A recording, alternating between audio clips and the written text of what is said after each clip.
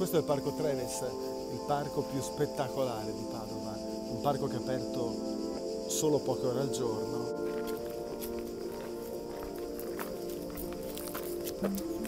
Alle mie spalle la ghiacciaia. Poco più in là la serra che adesso andiamo a vedere.